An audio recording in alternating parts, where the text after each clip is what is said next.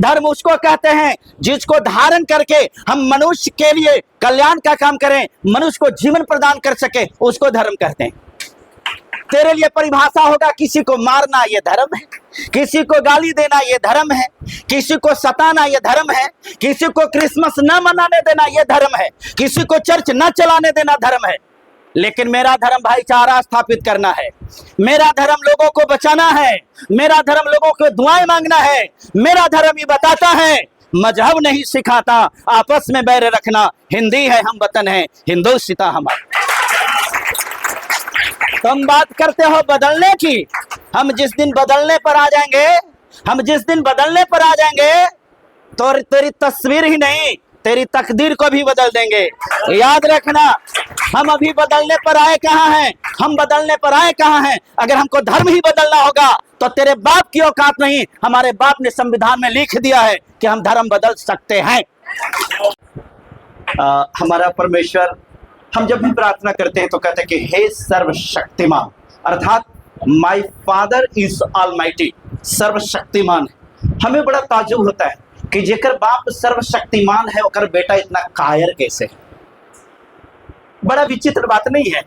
हम कहते हैं कि मेरा पिता सर्वशक्तिमान, यहोवा का परमेश्वर, सेनाओं का राजा, हम उसके संतान हैं।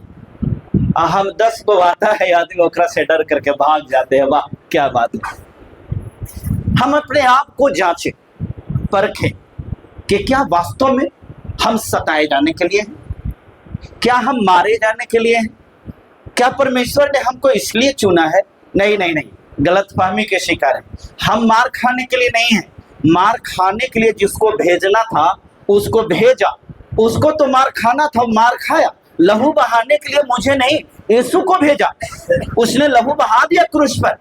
हमारे लिए तो इजाजत है बाइबल में, तुम दुनिया के इस छोर से लेकर उस छोर तक वचन का प्रचार करो। हालेलुया। हम वचन के प्रचार करने के लिए चुने गए हैं और हम वचन के प्रचार को करेंगे के मतलब करेंगे। दुनिया की कोई ताकत नहीं, दुनिया की कोई शक्ति नहीं जो परमेश्वर के वचन को प्रचार करने से हमें रोक दे। अगर यह शक्ति है तो मैं स्पष्ट बता देता हूं, हमारे साथ वो शक्ति है जिस शक्ति ने पूरी कायनात को निर्माण किया है, जिस शक्ति ने पूरी सृष्टि को रचा है। हमारे साथ वो शक्ति है, हमारे साथ वो परमेश्वर की ताकत है। इसलिए हमको डरने की जरूरत।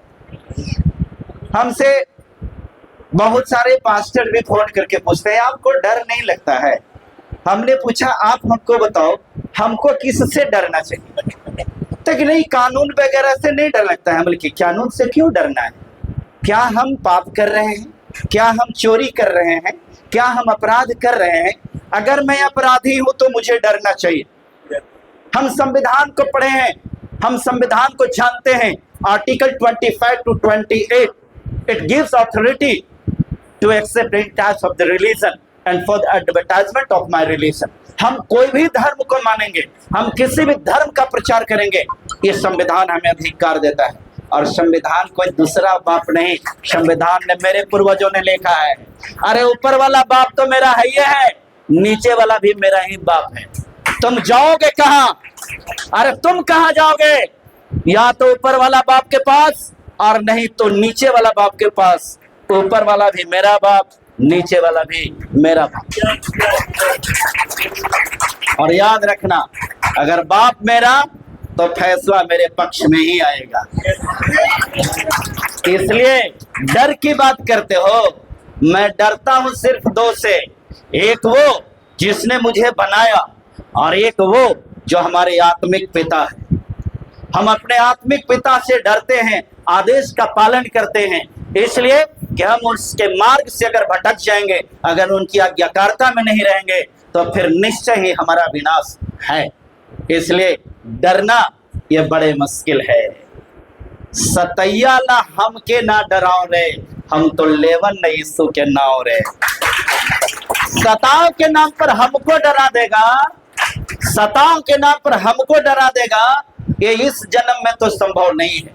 और याद रखना, अगला जन्म में तो हम परमेश्वर के साथ रहेंगे, फिर तेरे बस की चीज कैसे। इसलिए आप सभी से मिलना मेरे जीवन के लिए आज का दिन बड़ा ही सौभाग्य की बात है।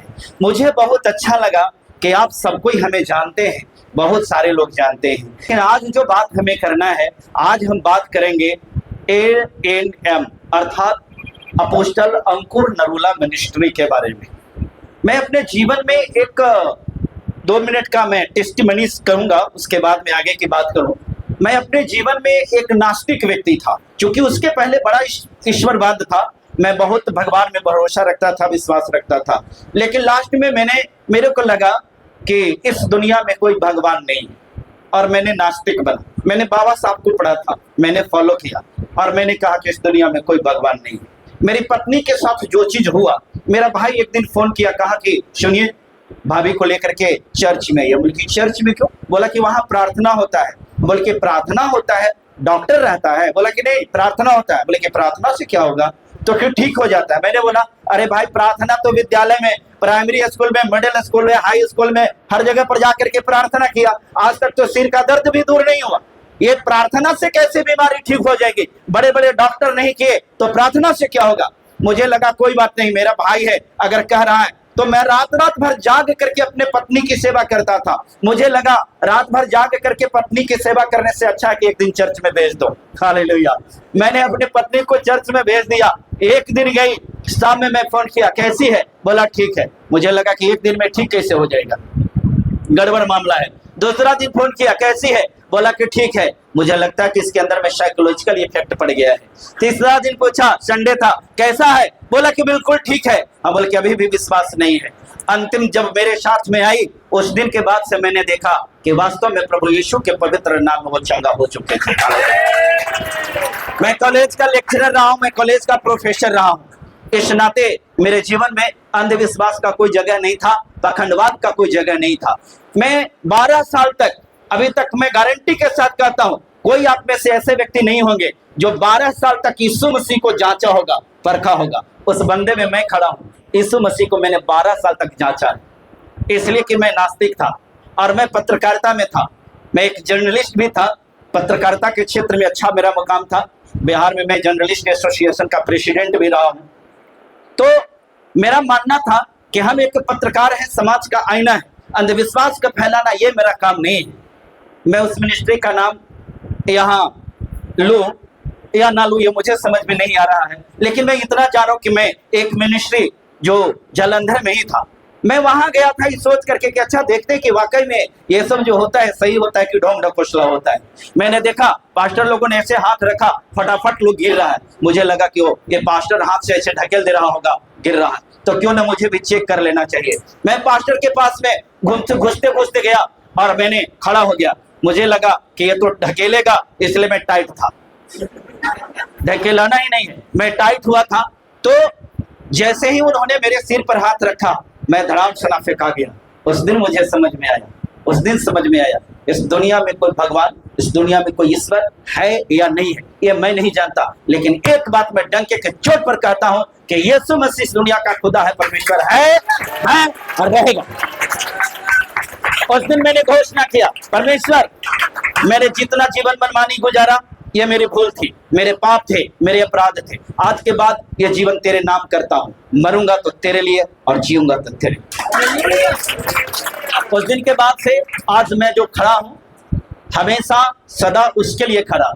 आप जितने भी बहुत सारे अलग अलग मिशन से होंगे, अलग अलग संस्थाओं से होंगे, हो सकता है बिहार में बहुत सारी संस्थाएं चलती हैं, मैं हर किसी को रिस्पेक्ट करता हूं, सम्मान करता हूं, लेकिन मैं एक बात को फील किया हूं, मैं किसी संस्था से नहीं हूं, आई एम फुली इंडिपेंडेंट। लेकिन सच्चाई ये है कि मैं जो फॉलो करता हूं, मुझे जो वचन अच्छा लगता है, मैं दिल से ये बात को कह रहा हूं, मैं अपोस्टल अंकुर नरूला जी को फॉलो करता हूं।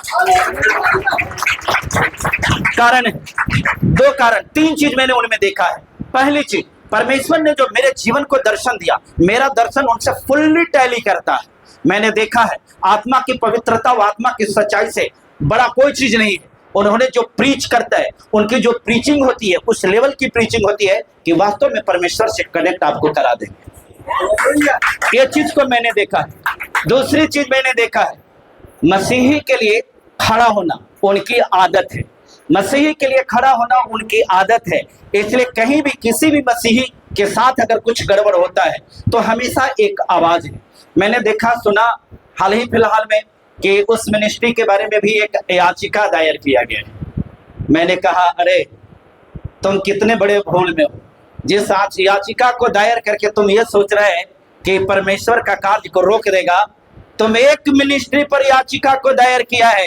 मैं डंका के चोट पर कहता हूं कि इस एक मिनिस्ट्री को बचाने के लिए करोड़ों करोड़ मिनिस्ट्री खड़ा होने वाला है। हालेलुया। और पूरा भारत जो होगा, एक दिन ये स्थिति आएगी कि पूरे भारत के प्रत्येक मिनिस्ट्री के सामने उसका जो बोर्ड लगेगा वो बोर्ड लिखाएगा अंकुर नरूला मिनिस्ट्री। एक ही नाम रहेगा, अंकुर नरूला मिनिस्ट्री।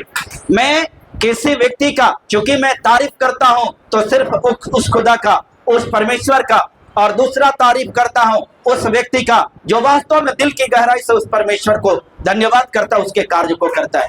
वो दुनिया के बहुत सारे पास्टर से अपने अपने काम कर रहे हैं, मैं सबको शुक्रिया अदा करता हूं क्योंकि परमेश्वर के कार्य सब कर रहे हैं। लेकिन मेरे दोस्तों, मैं आप सबको इतना बात जरूर बताऊंगा, आज ये समय आया है, आज ये वक्त आया है, एक विजन। आज तक के मैंने ये विजन किसी को नहीं देखा। हमारे बिहार में India mission, Bihar mission, Bharat mission, Patna mission, Darbhanga mission सब कुछ चलता है, लेकिन जब पिटाने लगिएगा तब कोई मिशन नहीं आता है। पिटाने लगिएगा तब कोई मिशन नहीं आता है। आज हमारे अपोस्टल जी का माइंड में ये बात आई और इस बात को दूरदर्शिता के साथ परमेश्वर ने उनके मन में डाला कि तेरे लोगों को बचाने का वक्त आ गया है।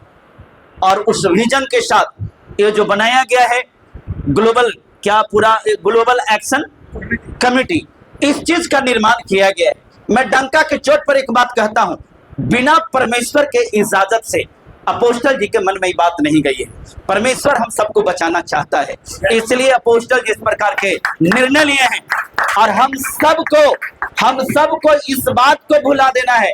मेरे मित्रों, आप किसके साथ में काम कर रहे हैं ये मतलब नहीं रखता है। आपको जिनके साथ काम करना है आप उनके साथ काम कर लीजिए, लेकिन एकता बना करके काम कीजिए, ये बहुत जरूरी है, ये हर हाल में जरूरी है। और बात रह गई डरने की, तो हम लोग तो गाते हैं, अरे क्यों तू डरता है, तेरे लिए वो लड़ता है, क्यों तू डरता है, तेरे लिए वो लड़ता है। ना रथ ना घोड़े विजय दिलाएंगे, जब साथ है यहोवा जीत हम जाएंगे, जब साथ है यहोवा जीत हम। जब यहोवा हमारे साथ है तो दुनिया की कौन शक्ति है जो हमें हरा देगा? कोई हराने वाला नहीं है। और एक बात आपको हम स्पष्ट बता देते हैं, जिस दिन आप खड़ा हो जाइएगा और अड़ जाइएगा तो आपको डराने वाला डर करके भाग जाएगा, आपको डराने वाला डर करके भाग जाएगा। मैं आपको बताता हूं कि आप अपनी कोठरी में भी खुल करके नहीं चैलेंज करते हैं, जो कि हम चैलेंज सोशल मीडिया पर करते हैं कि सुनो मैं कोई गलत गतिविधि नहीं करता हूं। कहते हो कि तुम धर्म बदलते हो, अरे बेटा मैं धर्म नहीं जीवन बदलता हूं, मैं धर्म नहीं कर्म बदलता हूं। तुम्हारा जो पाप कर्म है, तुम जो भिन्न भिन्न प्रकार के अपराध में हो, जो भिन्न भिन्न प्रकार के गलत कर्मों में हो, मैंने पाप करना छोड़ दिया, मैंने बुराई करना छोड़ दिया, मैंने व्यभिचार करना छोड़ दिया, लूचपन छोड़ दिया, मैंने सारे कुकर्मों को त्याग दिया और आज हम परमेश्वर के पास में हैं। उस परमेश्वर ने हमारे जीवन को बदल दिया। तुम धर्म का डंका पीटते रहो, तुमको तेरे पास में तो धर्म का सही परिभाषा भी मालूम नहीं है कि धर्म किसको कहते हैं। धर्म उसको कहते हैं जिसको धारण करके हम मनुष्य के लिए कल्याण का काम करें, मनुष्य को जीवन प्रदान कर सके, उसको धर्म कहते हैं। तेरे लिए परिभाषा होगा किसी को मारना ये धर्म है, किसी को गाली देना ये धर्म है, किसी को सताना ये धर्म है, किसी को क्रिसमस न मनाने देना ये धर्म है, किसी को चर्च न चलाने देना धर्म है। लेकिन मेरा धर्म भाईचारा स्थापित करना है, मेरा धर्म लोगों को बचाना है, मेरा धर्म लोगों को दुआएं मांगना है। मेरा धर्म ये बताता है मजहब नहीं सिखाता, आपस में बैर रखना, हिंदी है हम वतन है हिंदुस्तान हमारा। तुम बात करते हो बदलने की, हम जिस दिन बदलने पर आ जाएंगे, हम जिस दिन बदलने पर आ जाएंगे तो तेरी तस्वीर ही नहीं तेरी तकदीर को भी बदल देंगे। याद रखना, हम अभी बदलने पर आए कहाँ हैं, हम बदलने पर आए कहाँ हैं। अगर हमको धर्म ही बदलना होगा तो तेरे बाप की औकात नहीं, हमारे बाप ने संविधान में लिख दिया है कि हम धर्म बदल सकते हैं। पढ़ लो, अगर नहीं पढ़ा तो पढ़ो आर्टिकल 25, उसमें संविधान में हमें धार्मिक आजादी दिया है। हम कौन धर्म को मानेंगे? आज हमको हिंदू धर्म अच्छा लग रहा है, हम हिंदू धर्म को अपनाएंगे। कल हमको मुस्लिम धर्म अच्छा लगेगा, कल हम मुस्लिम धर्म को मानेंगे। परसों हमको ईसाई बनना अच्छा लगेगा, हम ईसाई धर्म को मानेंगे। तू कौन होता है मेरे भाग्य का फैसला करने वाला? तू मेरे भाग्य का फैसला नहीं करेगा। अरे तेरे भाग्य का फैसला तो मेरे बाप करता है, तू क्या करेगा? तेरे बस की चीज नहीं है। बात रह गया ईसाई बनने के, तुम कहता कि ईसाई बना रहा है। ईसाई बनना इतना आसान है? अरे ईसाई बनना इतना आसान है? तू नशा छोड़ नहीं सकता, मैं तो रातों रात नशा हमारे लोग छोड़ते हैं। तू भी अभिचार छोड़ नहीं सकता, हमारे लोग चर्च में आते हैं, वचन को सुनते अपने जीवन को बदल लेते हैं। तू पाप करना छोड़ नहीं सकता, हमारे लोग यूं ही पल भर में अपने जीवन को बदल लेते हैं। और ईसाई बनने की बात कहते हो, कहता कि यीशु मसीह धर्म को बनाया। बेवकूफ कहीं के, तुमको पता नहीं है यीशु मसीह के मरने के 40 वर्ष के बाद उनके चेलों ने ईसाई धर्म को बनाया। यीशु मसीह ईसाई नहीं थे। नहीं पढ़ा है तो पढ़ लो। मैं उन लोगों को कह रहा हूं जो लोग कहता है अज्ञानता में कि ये धर्म बदलने वाले हैं। यीशु मसीह ने धर्म बनाया। अरे यीशु मसीह ने ईसाई धर्म नहीं बनाया, यीशु मसीह ने ईसाई धर्म नहीं बनाया। उनका तो जन्म ही यहूदी कुल में हुआ था, उनका तो परिवार ही था, यहूदी परिवार था, उस परिवार में जन्म हुआ था। उनके मरने के बाद उनके जो सिद्धांत थे, उनके जो प्रिंसिपल थे, उनकी जो शिक्षाएं थी, उस पर उन्होंने, उनके चेलों ने धर्म को बनाया, ईसाई धर्म की स्थापना किया, जिसमें ये तमाम बातें आई। इसलिए मैं आप लोगों को यह संदेश देना चाहता हूं। आज हमारे लिए बहुत ही गौरव की बात है कि इस उपलक्ष्य में आपसे बात करने का मौका मिला है। तो हम आपसे सिर्फ इतना बात बताना चाहेंगे। परमेश्वर की यहोशू की किताब 4 के 7वां वचन में यह बात लिखा है, व्यवस्था की यह पुस्तक तेरे चित्त से उतरने ना पाए, इसी में दिन रात ध्यान दिए रहना, क्योंकि ऐसा ही करने से तेरे सारे काम सफल होंगे और तू प्रभावशाली बना रहेगा। हालेलुया। ये हमारी व्यवस्था का किताब है। इस व्यवस्था की किताब को हमेशा हम अपने पास में रखते हैं, लेकिन याद रखिएगा यह व्यवस्था का किताब स्वर्गीय राज का है, यह स्वर्ग राज की व्यवस्था का किताब है। लेकिन हम इस राज में भी रहते हैं, ये दुनिया में भी रहते हैं। इस राज की भी एक किताब है जिसका नाम संविधान है, जिसका नाम संविधान है। हम व्यवस्था की इस किताब को साथ में तो रखते ही हैं, लेकिन उस संविधान में दिए गए अधिकारों को भी हमको पालन करना होगा और उसके अनुसार हमको चलना होगा, क्योंकि हम परमेश्वर को मानने वाले लोग हैं। परमेश्वर कहता है, बताता है कि तू व्यवस्था के अधीन रहो, जिस राज्य में रहता हो उस राजा के अधीन रहो, जिस चर्च में जाता हो अगुआ के अधीन रहो। पहला पत्रस 3 अध्याय में पत्नियों के लिए, स्त्रियों के लिए भी कहता है, हे पत्नियों तुम अपने पति के अधीन रहो। अधीनता की बात कहती है, तो हम भी अधीन में रहेंगे। आज आप बताइए, आप किन के अधीन में हैं? क्या आपको कोई लीड करने वाले हैं? जब आपके साथ में कोई प्रोसिक्यूशन का मामला बनता है, कोई आपके साथ खड़ा होने वाला होता है? नहीं होता है। आज धन्यवाद कीजिए उस महान परमेश्वर के दास अंकुर नरूला जी को, धन्यवाद कीजिए हमारे बीच में गौतम प्रधान जी आए हुए हैं, इनको धन्यवाद कीजिए, हमारे बीच में भाई पीटर जी हैं, इनको धन्यवाद कीजिए, धर्मेंद्र जी को धन्यवाद कीजिए, पूरे टीम को जो इस प्रकार के कार्यक्रम का आयोजन किए। और एक चीज और, सौभाग्य हमेशा नहीं आता है, याद रखिएगा, सौभाग्य हमेशा नहीं आता है। आज मैं इस बात को पूरे हियाव के साथ कह रहा हूं, आप पूरे विश्वास के साथ कह रहा हूं कि आज जिन लोगों ने इस सभा में जिनकी उपस्थिति नहीं हुई है, जो नहीं आ पाए हैं, जब आप जाकर के उनको बताएंगे तो उनको अफसोस जरूर होगा, पक्का उनको अफसोस होगा और उनको लगेगा कि काश मैं भी वहां पहुंच गया होता। लेकिन चिंता करने की बात नहीं। हमारे बहुत सारे लोगों ने मांग किया कि इस प्रकार की सभा, इस प्रकार के मीटिंग साल भर में 2 बार, एक भाई ने कहा कि नहीं साल भर में 2 बार नहीं, कम से कम 3 महीने में 1 बार होनी चाहिए। मैं तो इस बात को कहता हूं कि इस प्रकार की मीटिंग जरूरी तो नहीं है कि यही होना चाहिए। इस प्रकार की मीटिंग हमें एक दिन, 3 महीने पर, 4 महीने पर और साल भर की जरूरत नहीं है। ये मीटिंग हमें जब जरूरत पड़े तब की जरूरत है। हालेलुया। अगर हमको जरूरत पड़े कि नहीं आज के 1 सप्ताह के बाद मीटिंग की जरूरत है, मेरा कहने का मतलब है जब आपको बुलावा आ जाए उसी समय मीटिंग सुनिश्चित कर दिया जाए। हमारी आवश्यकता के अनुसार मीटिंग हो तो ये ज्यादा बेहतर होगा। इसके लिए समय का निर्धारण ये कोई जरूरी नहीं होता है। मेरे मित्रों, चूंकि समय बहुत कम है, हमारे बीच में जो वहां से आया है संदेश, उस संदेश को लेकर के हमारे गौतम जी आए हुए हैं, तो उनको बहुत सारी बातें आपसे कहना है। समय अभाव है, हर किसी को दूर दूर जाना भी है, इन बातों को भी ख्याल रखना है। एक वक्ता वो नहीं होता है जो 3 घंटा तक बात करे। एक वक्ता वही होता है सही जो कम समय लेते हुए सारी बातों को बता दे। तो मैं चूंकि हर किसी को इच्छा थी, जो हमने भी बताया, आज आप हमको जानते हैं, इसलिए जानते हैं।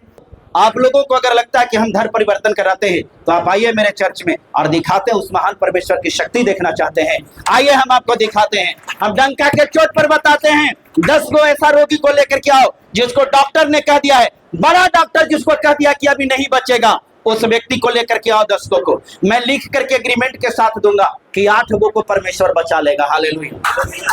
8 को परमेश्वर बचा लेगा। अरे हम उस परमेश्वर को मानने वाले हैं, हम वो वाला टीका फंदा वाला में नहीं विश्वास करते।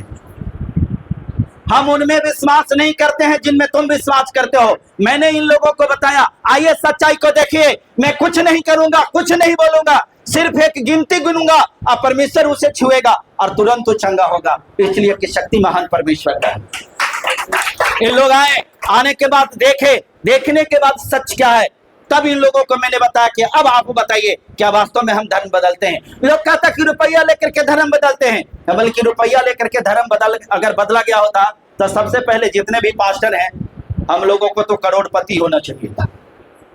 साइकिल मोटरसाइकिल से चलने की बात नहीं, हमको तो धर्म बदलवाने के लिए ज्यादा नहीं, कोई 1 लाख रुपया देता तो हमको लगता है कि हम हवाई जहाज खरीद लेते।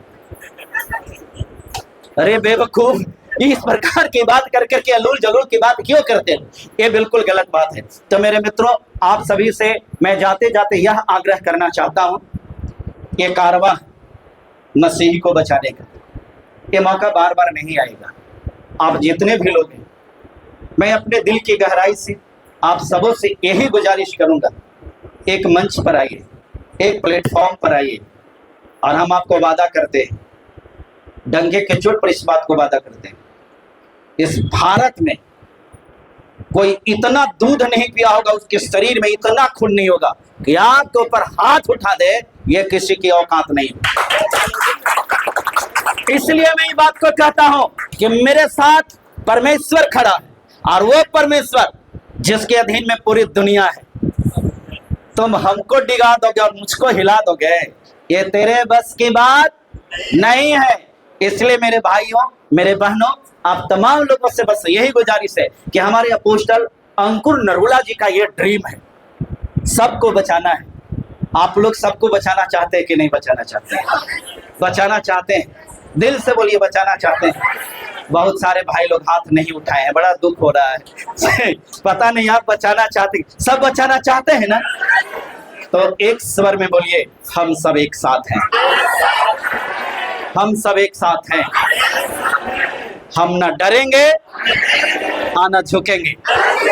परमेश्वर का वचन हमें बताता है, तुम उस मनुष्य से क्यों डरते हो? मैं बाइबल की बात करता हूँ, बाइबल पवित्र शास्त्र में इस बात को बताता है, तुम उस मनुष्य से क्यों डरते हो जो खुद मर जाने वाला है और घास के नहीं मुरझा जाने वाला है। डरना है तो उससे डरो जो तेरे प्राण को और तेरी आत्मा को दोनों में नरक में डाल करके नष्ट कर सकता है। हालेलुया। तो आदमी हमको डरा देगा, आदमी डरा देगा। अरे तुम हमको जेल में डालोगे, जेल में पौलुस और सिलास नहीं गए थे का? कितना देरी रखा मालूम है? थानेदार जो जेलर था वही पैर पर आकर के गिरा था, माफ कर दो। कहा कि रे तुम काहे को आत्महत्या कर रहा है? तो गलती नहीं है भाई। दुनिया की कोई ऐसे जेल नहीं बना है कि परमेश्वर के लोगों को कैद करे। और कोई बात नहीं, तू जेल में रखेगा, रखो ना, हम जेलों में सुसमाचार सुनाएंगे। रखो ना जेल में भी हम सुसमाचार सुनाएंगे, इसलिए कि जेल में भी बहुत सारे लोगों को जीवन को बदलना है। इसलिए परमेश्वर की योजना है कि हमें जेल भेजना। हम तो चाहते हैं कि कोई हमारा जेल भेज दे। हालेलुया। हम तो चाहते हैं कि कोई हमको जेल भेज दे, तो जेल के नाम पर हमको डरा देगा, ये होने वाला। और बात रह गई मारोगे हमको आकर के, ई भैया हमरा से नहीं होगा। पता नहीं आप लोग से हो सकता है, हमको नहीं पता, लेकिन हमरा से नहीं होगा। इसलिए कि हम जानते हैं परमेश्वर ने मुझे मार खाने के लिए नहीं बनाया, हमको मार खाने के लिए नहीं भेजा है। हाँ, अगर कोई आकर के कहता कि मारेंगे, हम बोले कि भैया तोरा मारे के मन है तो मार लो, कोई बात नहीं। गाली देंगे, कोई बात नहीं, गाली दे लो, सब कुछ कर लो, लेकिन अगर तू कहेगा कि मिनिस्ट्री ना चलाओ, तो कहेगा कि चर्च ना चलाओ, तो कहेगा कि सुसमाचार ना चलाओ, तो ये तो नहीं चलेगा, ये नहीं चलेगा। तुमको मारना है तो मार लो, लेकिन सुसमाचार चलेगा। तुमको गाली देना है तो गाली दे लो, क्योंकि वचन हमारा बताता है, धन्य है वे लोग जो मेरे वजह से सताए जाते हैं, धन्य है वे लोग जो मेरे वजह से गाली सुनते हैं। तो कोई बात नहीं, तू गाली देगा, परमेश्वर हमको ऊंचा करेगा, कोई दिक्कत यहाँ तक चलेगा। लेकिन एक बात नहीं चलेगा, तो ये कह देगा कि यहाँ चर्च नहीं चलेगा, तो तोर बाप के बपौती नहीं, कि तेरे बाप की बपौती नहीं। यह देश हमारा है, यह देश हमारा है। हमारा के मतलब सबका। ये देश लोकतंत्र से चलेगा, ये देश संविधान से चलेगा, ये देश धर्मनिरपेक्ष है। ये धर्म निरपेक्ष अगर देश है, तो इसमें प्रत्येक धर्म के लोगों का समान अधिकार है। तो फिर हम अलग कैसे हो जाएंगे? कहता कि विदेशी धर्म है, तो तू कौन मारे यहाँ देश का है? तू भी विदेश से आया है, यहाँ तू भी ये देश का नहीं है। हम पढ़ चुके हैं इतिहास, हमको मालूम है कि तू इतिहास में घपला किया है। अब ये चले वाला नहीं है, अब ये नहीं चलने देंगे।